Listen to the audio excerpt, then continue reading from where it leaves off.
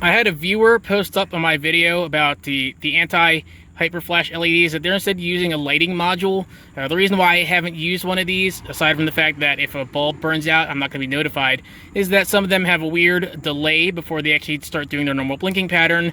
There's some other issues with them, like they just fail to work, or they'll work, but you won't see your lights flash when you lock or unlock your car.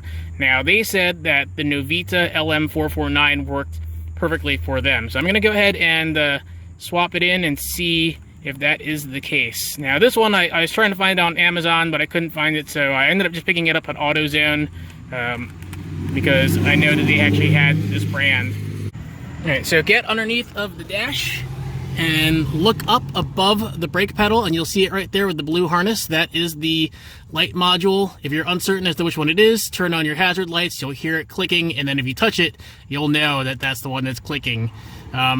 You'll have to pry it off of the frame. There's a white clip between the module and where it's mounted, and that's it's going to be really tricky to get it off. I'm going to use a panel popping tool to just pry it off and then plug in the new one. So be sure to test the new one before you put it in place, because it's really hard to get this thing out of here because of how tight the space is to work. Also, be careful of these pipes. These are for your heater core.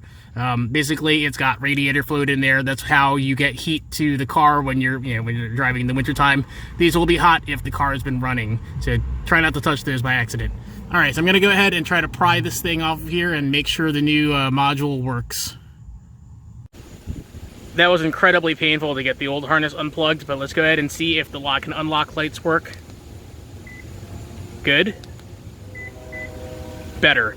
Alright, so I'm going to go ahead and turn on my hazards and we'll see how fast it flashes. Alright, so here is the turn signal. It does seem a little faster than stock, but it is not hyper flashing. So I'm going to go ahead and give these a try out for about 2 weeks. I may even put some regular LED bulbs that are not the anti-hyper flash ones in here and test with those, and then I'll let you know what I think about this light module.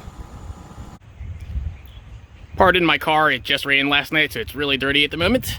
Anyway, I've had the turn signal relay installed for a couple of months now, and I've tested it with incandescent bulbs, LED bulbs, and of course my anti-hyperflash LED bulbs. And in all cases, it blinked the same rate. Lock and unlock worked, and there was no delay with startup.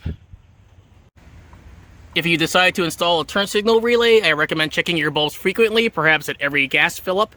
I was working on the car a few days ago, and I accidentally disconnected one of the bulbs on back and didn't realize it till this video because there was no hyperflash warning.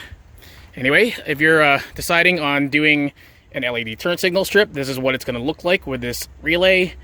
And I've installed an incandescent bulb on the passenger side and left an LED on the driver's side for comparison. I hope this video helps you out if you're deciding on doing a turn signal relay. Thanks for watching.